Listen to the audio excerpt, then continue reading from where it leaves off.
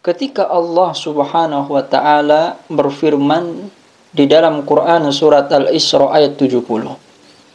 Wa hamalnahum fil barri wal bahr. Yang artinya kami angkut mereka, yakni manusia, anak keturunan Adam, di daratan dan di lautan. Maknanya apa? Bahwa ayat ini ketika kita renungi, ketika kita hayati, kita tadabburi, maka ayat ini dengan jelas telah menjelaskan bahwa manusia, yaitu kita semua anak keturunan Adam, telah diberikan kekuasaan dan kebebasan oleh Allah Subhanahu wa taala untuk mengelola dan mengatur apa yang ada di darat dan apa yang ada di lautan. Artinya apa, jemaah? Artinya itu kita manusia, hamba Allah, makhluk Allah, anak keturunan Adam, memiliki hak untuk memiliki hak untuk bekerja, memiliki hak untuk berusaha dan berikhtiar dalam memenuhi kebutuhan hidup kita manusia. Dan juga kita manusia ini memiliki hak untuk bertahan hidup tanpa intimidasi dan paksaan dari orang lain.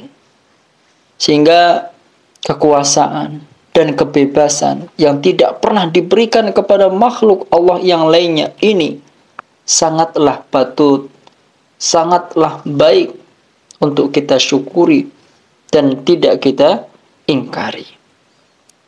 Jamaah rahimana wa rahimakumullah. Kekuasaan dan kebebasan ini yang Allah berikan kepada kita manusia, ya, tentu bukan tanpa batas, bukan semena-mena, mentang-mentang diberikan kekuasaan, diberikan kebebasan, kita berjalan dengan congkak atau kita berbuat dengan semena-mena tanpa ada batasan. Ini keliru. Ya, kita diberikan kekuasaan dan kebebasan ini tetap harus berdasarkan aturan dan norma yang berlaku. Dan Al-Quran serta Rasulullah dalam hadisnya telah memberikan penjelasan terkait aturan dan norma-norma hidup yang harus kita contoh, yang harus kita taati. Ya. Coba kita lihat, ya, kalimat setelahnya, yakni wa hamalnahum fil barri wal bahr wa razaqnahum minat thayyibat. Wa razaqnahum minat thayyibat. Kami beri mereka, siapa mereka? Yaitu kita manusia, diberikan rizki dari arah yang baik, dari sesuatu yang baik. Itulah Allah Subhanahu wa taala terhadap kita. Maka Allah Subhanahu wa taala tidak hanya sekedar menciptakan manusia lalu dibiarkan begitu saja, tidak. Tetapi Allah Subhanahu wa taala telah menyediakan sarana alam semesta, khususnya yakni daratan dan lautan, untuk bertahan hidup untuk setiap manusia yang ada di dalamnya. Oleh karena itu, setiap manusia memiliki rizki yang telah Allah tentukan, yang Allah tetapkan rizki terhadap mereka semua. Ada yang mendapatkan, ya, semasa hidupnya rizki hartanya, ya, 1 miliar, ada yang 10 miliar, ada yang 100 triliun dan seterusnya.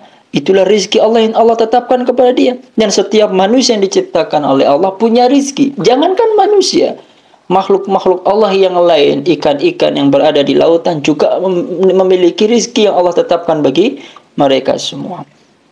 Oleh karena itu, jamaah rahimana wa rahimakumullah, kalau kita renungkan bahwa lautan dan daratan yang Allah ciptakan ini sangatlah cukup untuk memenuhi kebutuhan manusia. Di sana terdapat rizki Allah yang Allah tetapkan untuk kita, ya, di daratan maupun di lautan. Ya. Akan tetapi apa yang terjadi? Malah sebaliknya. Kita lihat banyak manusia yang kelaparan. Bukan karena, ya, bukan karena Allah, bukan. Ini justru menandakan perbuatan-perbuatan ini adalah ulah manusia yang lain, yang serakah, yang memonopoli kekayaan alam semesta hanya untuk sekedar memenuhi hawa nafsu, dan keinginan-keinginan serta gaya hidup semata. Jadi ingat, kalau kita menjadi orang kaya, bersyukur. Kalau kita menjadi orang miskin, jangan mencela Allah, tapi celalah diri ya kita sendiri. Karena perbuatan untuk menjadi orang yang susah, orang yang menyulitkan diri, bukan sesuatu yang dikehendaki Allah. Allah menghendaki kemudahan kepada kita, kita diperintahkan menjalankannya. Di daratan maupun di lautan telah Allah memberikan atas kita rizki kita. Tinggal kita berusaha, berikhtiar untuk menggapainya. Ya. Kemudian kenapa ada orang yang berbuat jahat terhadap hutan? Hutan tersebut digundulkan, atau lautan-lautan, ikan-ikan dibom, ya. Sehingga kerusakan berada di mana-mana dan banyaknya manusia ya kekurangan harta. Mungkin karena buruknya hutan, kacaunya lautan, dan jeleknya kehidupan lingkungan daratan. Semua itu adalah ya ulah dari setiap manusia. Maka apabila diberikan rezeki dari Allah, bersyukurlah. Adapun ketika kita mendapatkan kesulitan, janganlah sekali-kali mencela Allah kecuali kita mencela diri kita sendiri. Itu salah kita, dan hendaknya kita bertaubat kepada Allah. Sungguh setiap manusia memiliki hak atas apa yang Allah ciptakan, baik di daratan maupun di lautan.